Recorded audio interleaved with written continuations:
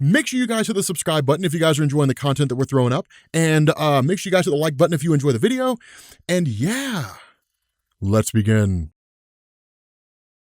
So the talk of the town at the moment, and in all honesty, I was going to record this on the C200, but I didn't feel like recording it and then bringing it downstairs and then color correcting and editing and all that kind of stuff. So I'm just recording this just straight vocal audio. The talk of the town is who Keanu Reeves is going to play in the Marvel Cinematic Universe, right? Because Kevin Feige and all of them have been like, we're trying to find a way to work him in. And it is kind of cool to see that like Keanu Reeves is going to appear in like the Marvel Cinematic Universe. There were a couple ideas on who I thought he should play. The first and most obvious character for him to play is the one above all, because he looks just like him, right? If you go check out Sensational Spider-Man number 40, I think it is, you end up seeing the one above all meeting Peter Parker. Now, the entire basis behind Sensational Spider-Man number 40 is that this was a story where Aunt May was basically dying, and the result was that Peter was having a hard time coming to grips with it, and then like he's visited by the one above all, who takes the presence of a homeless man. Now, the reason why is because when you look at Keanu Reeves, he looks exactly like the one above all in that story, which I guess it kind of begs the question, why does Keanu Reeves look like a homeless man? But the fact remains here that like just in terms of physical appearance, it works.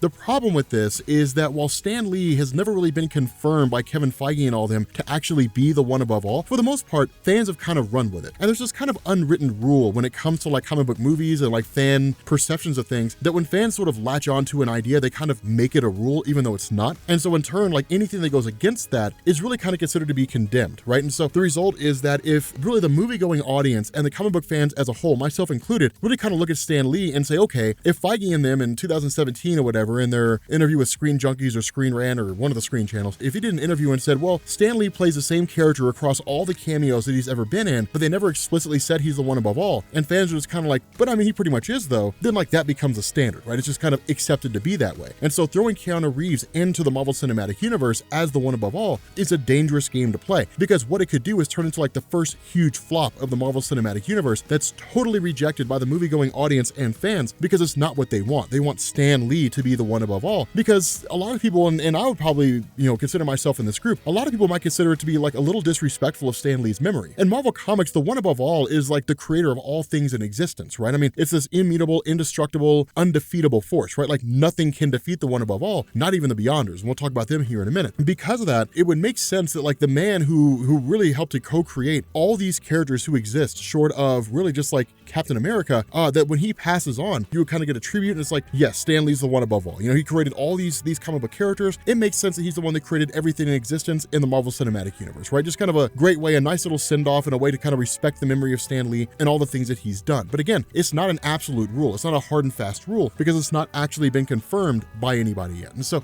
from there, the question becomes, who do you make Keanu Reeves if you're not going to make him the one above all? Well, the answer to that question is a Beyonder. Like literally, you have him voice the Beyonder. And the reason why is because we know the Russo brothers want to do Secret Wars, right? So like if the Beyonder is going to appear as part of Secret Wars, have Keanu Reeves be the voice of him. I think it makes more sense. And the reason why is because, for Keanu Reeves to maintain longevity in the Marvel Cinematic Universe, he cannot play a particular character. We've seen that unfold in like the MCU as it exists so far, right? Like, those of you guys who haven't seen Avengers Endgame, I don't know anybody who hasn't seen it yet, but like spoilers for Avengers Endgame, the most successful movie in the history of the world, Iron Man dies.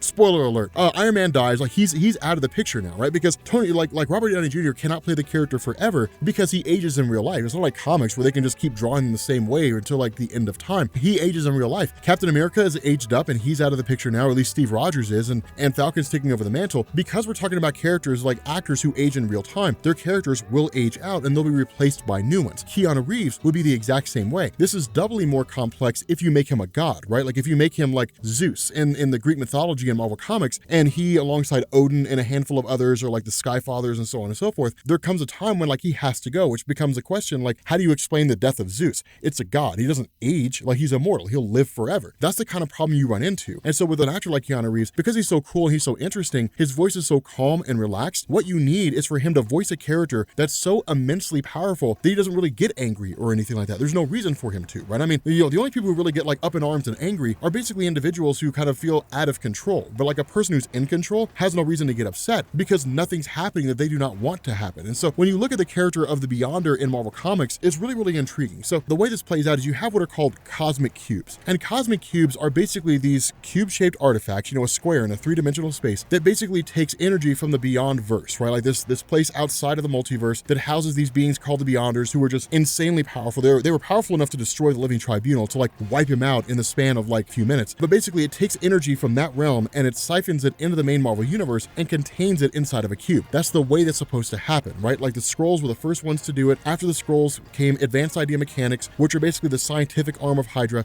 All that kind of happened in a linear progression. But what ended up taking place is that you had this guy named Owen Reese who was performing this experiment and accidentally opened up a hole to the Beyondverse, not realizing what he did. But there was no containment cube. There was no cosmic cube for that energy to flow into. And so the result was that half the energy went into him, and then half the energy just kind of floated out there in the cosmos and eventually became sentient in the form of the Beyonder. When it became sentient, the Beyonder was basically like a child. It was curious. And so looking around the universe, it basically saw heroes and villains, right? The good guys and the bad guys. And so curious to see who would win, the Beyonder pit the two groups against each other. And the Beyonder basically created like Battle World, took these little bits and pieces of different places around the universe, pieces of Earth, pieces of other planets and things like that, and formed them into a singular planet and then said like, I am from beyond, you all have to fight each other. Whoever wins, I will grant their wildest dream, whatever it happens to be. But it was just curious. It was like, who would win between all the heroes and all the villains? That was a story called Secret Wars. And so with that taking place, it would be kind of a cool way for Keanu Reeves to exist in the Marvel Cinematic Universe, and he could actually be there indefinitely, because that was not the first time the Beyonders showed up, and it wasn't the only time, or at least it was the first time. It was not the only time. The Beyonder came back in Secret Wars 2, and then the Beyonder returned in the unofficial Secret Wars 3, which was actually a Fantastic Four story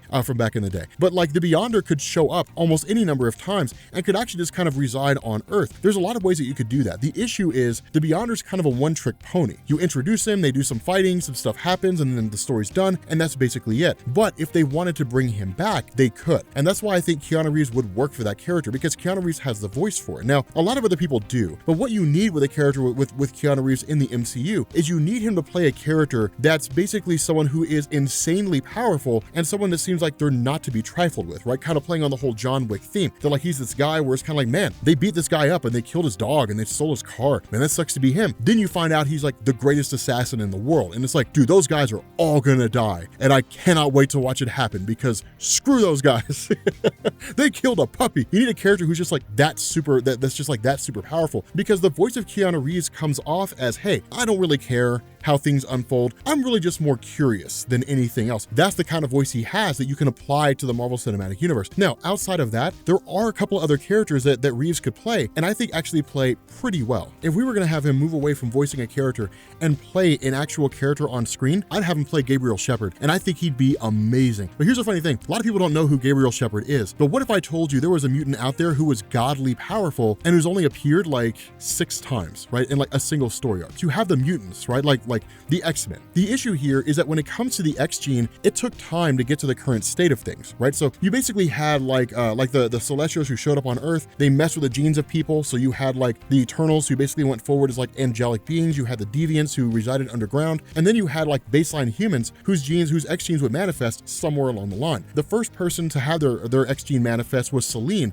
some like 10,000 years ago. After that, you had Apocalypse, which is about 5,000 years ago. And then you had like 1 or 2 other people. Then you had this gap where nothing happened. And then you run into like 600 or 700 years ago. And then there's like these handful of proto-mutants who basically lived in Crimea. And the basis behind this is that proto-mutants had a less evolved X gene, right? So like their X gene was not on par with like modern day mutants. The only exception to that was a guy named Gabriel Shepard, where all the proto-mutants were essentially killed off as a result of the Black Plague and the belief of humans living in the region that the proto-mutants were the reason for it. Gabriel Shepard managed to survive. And this guy can do everything. This guy has all your standard run-of-the-mill powers, right? So like superhuman strength, speed, durability, but he's actually immortal. He can basically create like time pockets. He can control like the very fabric of the universe. He's got telepathy. He's got like superhuman acute senses. He's got like a healing factor. He can actually like leave his physical form and achieve kind of like a pure psychic energy form. I mean, this guy could do all kinds of crazy stuff, but he's only ever appeared in a small number of comics. Now, the result of this is that when it comes to a character like him,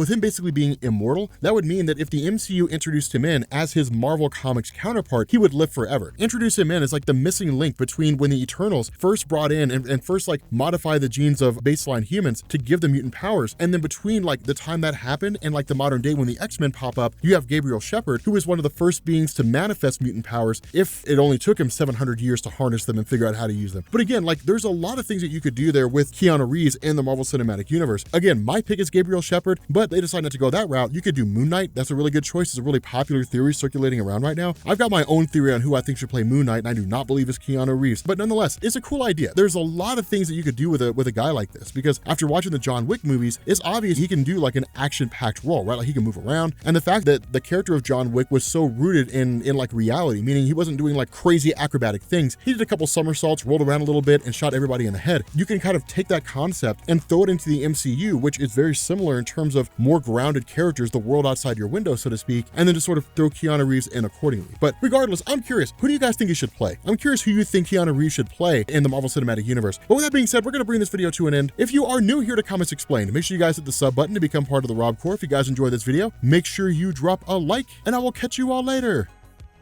Peace.